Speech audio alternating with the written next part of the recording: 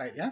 Yeah. This is an old picture of Penang, an old map of the colonial times. Everybody thinks Francis Light discovered us, but he actually elevated us. There were already traders from the Arab lands, Chinese, Indians.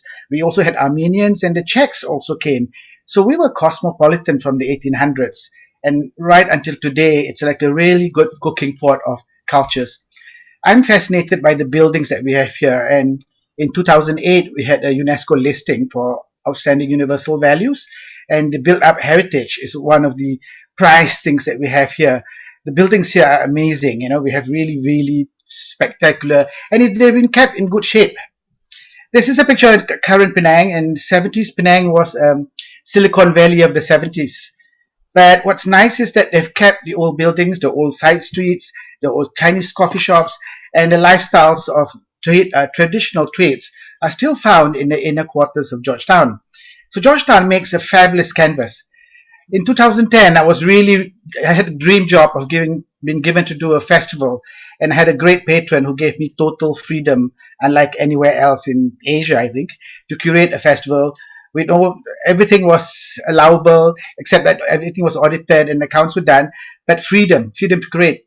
This is a picture of something that really changed my life. It's Akam Khan's Vertical Road, and it was my second year. I thought like, wow, this is crazy. I called and I said, could you come? And they were booked for 2 years. And he says, no, we can't come. I said, could you come for one night? And they said, yes, but it costs a lot of money. So I brought them over to Penang in that little building down there, and that changed my entire life. This is a picture of a theatre production from Iran that we brought in, and it shows you that language is not a barrier in the arts. And the building down there is the old town hall that we have to convert. We don't have performing spaces in Penang. We have a civic hall and a town hall that we make do and bring shows. This is the second year too. We did a show, site-specific show called Silat, which is the Malay martial arts, in an old fortress that was built in the 18th centuries. This brought in 100 people, performed site-specific, and it was one of my first tryout, and prayed to God that it didn't rain. This is one of the most exciting site-specific projects because we built a paddy field right in the middle of the city where like 5,000 low-cost housing units are. So the whole show was built for the people, and built for 3 months. We nurtured a paddy field to grow in the city center, and I thought that was the sexiest project that we ever did. There's again a nice house that we found, and we've got a Singapore-Malaysian production to co-produce. And the owners, only in Penang would you get an owner of this beautiful mansion giving the house for free and putting aside a BBC production. I don't think anywhere else you'd be able to get that. You know, this is one of my favorite projects. There's a mansion called the Blue Mansion, also the Chong Fat Sea in Penang. They had a film. What was it? Catherine Deneuve was filmed there, but we did this production called Number 7, and the lady there is Tan Keng Hua, and she's gone on to big things to become Mother Constant Wu. This is another site-specific work that we did in a Chinese clan house called the Ku Kong Si. The play was very exceptionally great play that people were in tears when they came out of it, and then it became the director then decided to make it into a movie. This is a site-specific work in a volleyball court, which is 100 meters from my old office.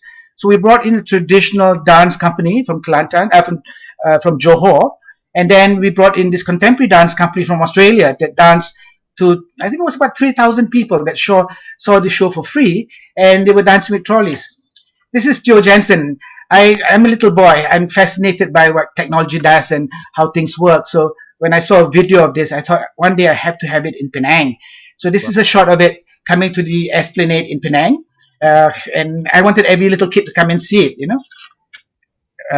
Well, this is the thing that changed Ernest Zakarevic's life. He's a mural artist that came, made some suggestions, and we did it. And I didn't know that it was going to be one of the world's most famous murals, and it's taken his life all over the world. It's also changed the life for me because that boomed the festival and got global eyeballs.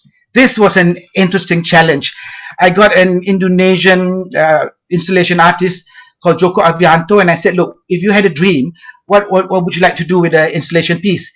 So I think 3 containers later, 20 workers, fighting counsel, and then a kind patron that paid the bill so I don't go to jail. This is a project called the Secret Gardens, where I worked with an artist and a glassmaker, and we used an alleyway to build a structure and used air plants so that it was low maintenance. Secret Gardens have been one of my favorite projects during the Georgetown Festival.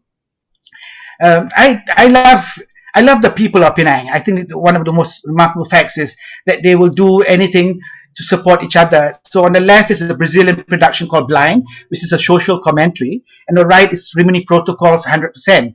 And both these projects were produced and used an entirely local cast. And until today, 4 years later, they're still in a WhatsApp group. This is my last year in Georgetown Festival, where they asked me to put up an exhibition of 29 leading luminaries of Malaysia loving the Malaysian flag, and I said yes. So I chose these two LGBT icons, and within 2 days of it being launched, I was told to take it out and had 300 million worth of PR value. This is my fanboy moment. I've always wanted to meet Larry Harvey and Riti Pan. So because I had the festival, I invited them and we talked about stories, humanity, and what about the arts. So I had to take this picture because I was so inspired by Burning Man. Like how do they do it? Why do they do it? And my last picture is, yes, I'm passionate about the love for the arts and passion of the arts, but my biggest love is my mom. And I wonder whether I would ever leave Penang when she goes. She's 96. So I don't think I would. I would still love this island. This is where there's so much more to do. So thank you. I think I've done my, wow. Wow, what an energy and what energy you have in the public.